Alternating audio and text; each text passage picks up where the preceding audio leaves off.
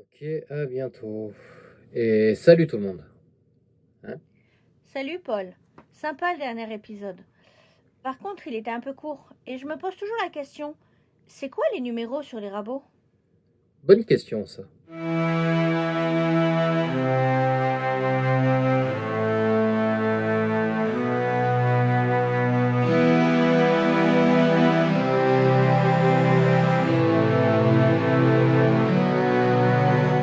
Edouard, c'est quoi les numéros sur les rabots?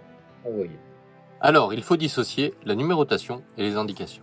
D'accord, mais prends le temps de bien expliquer parce que a priori la dernière fois on est allé un peu trop vite. Tu ne peux pas t'empêcher de m'interrompre. Je ne t'interromps pas. Je te donne juste des indications pour qu'on ait plus de likes. Et puis, c'est toi qui voulais une version courte. Ah oui, c'est vrai. Bon, je disais, il faut dissocier la numérotation que l'on va trouver sur les rabots métalliques et les rabots dits de transition, et les indications qu'on va trouver sur tout type de rabot. D'accord.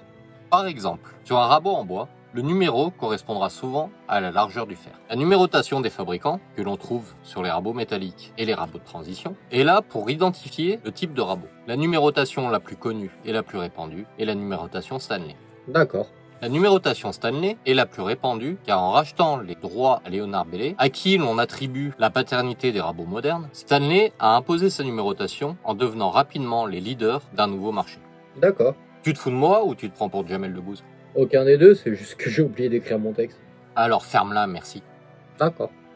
Il m'énerve. Donc la numérotation Stanley est plus simple qu'il n'y paraît, mais elle reste complexe. Dans les faits, on peut dire qu'il y a deux numérotations Stanley, car les Vastringues ont une numérotation propre, même si certaines sont englobées dans la numérotation générale. Par exemple, ceci est un numéro 50 et celui-ci aussi. Cette arabiscote qui est numérotée 66 par contre est une Vastringue, mais son numéro est unique à ce modèle. Heureusement que c'est plus simple qu'il n'y paraît. En fait, quand on y regarde de plus près, cette numérotation garde régulièrement une logique. On va essayer de dégrossir un peu tout ça. Les numéros 1 à 8 sont sur la même architecture. Et plus le numéro augmente, plus le rabot est grand. Ok, mais pourquoi par exemple celui-là a un demi? Alors, cela dépend du numéro. Mais en général, ce sont des rabots qui changent légèrement en dimension vis-à-vis du rabot de base. Par exemple, le numéro 4,5 qui est légèrement plus large et plus long que le numéro 4. C'est le même principe pour le numéro 5,5. Par contre, le numéro 10,5 est plus petit que le numéro 10. Les numéros 10, 10,5 et 10 1 quart sont des guillaumes sur une architecture proche de celle des rabots numéro 1 à 8. Les numéros 15 à 19 sont des rabots de pomme. Les numéros 31 à 39 sont des rabots de transition, même si ce terme est trompeur, car ils ont été fabriqués pour vendre des rabots plus abordables que les rabots totalement métalliques. Pourquoi à une époque le métal coûtait plus cher que le bois?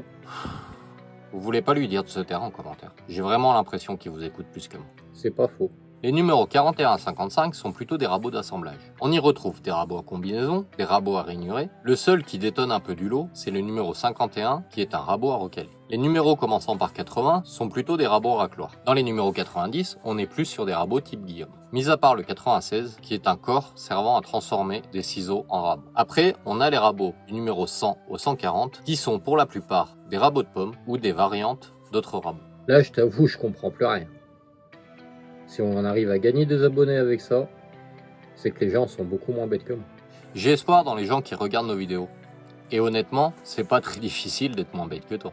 Mais qu'est-ce qu'il dit? Pour faire simple, le numéro 110 est un rabot de pomme. Mais le rabot numéro 113 est une variante du rabot cintrable numéro 13. Oui, car il existe sous le même numéro des rabots bien différents. Mais ça, on en reparlera une autre fois. Heureusement que t'as précisé que ça restait complexe. Bon, j'ai vraiment et grandement simplifié la numérotation Stanley, mais il n'y a pas que. On peut citer Record, qui utilise la même numérotation avec un 0 devant le numéro pour différencier les modèles qu'ils ont en commun à Stanley. Par exemple, le numéro 10 devient le numéro 010. Chez d'autres fabricants, on retrouve 2 zéros derrière le numéro. Par exemple, chez Rapier, le numéro 5 devient le numéro 500. On trouve tout autre artifice pour changer légèrement le numéro. On peut citer le numéro 20 devient le 120 chez Darex, ou le numéro 3 qui devient le numéro 303, ou le numéro 300 toujours chez Darex. Certains fabricants, par contre, ont leur propre numérotation, comme Miller Falls ou Sargent. On reparlera sûrement de ça une prochaine fois.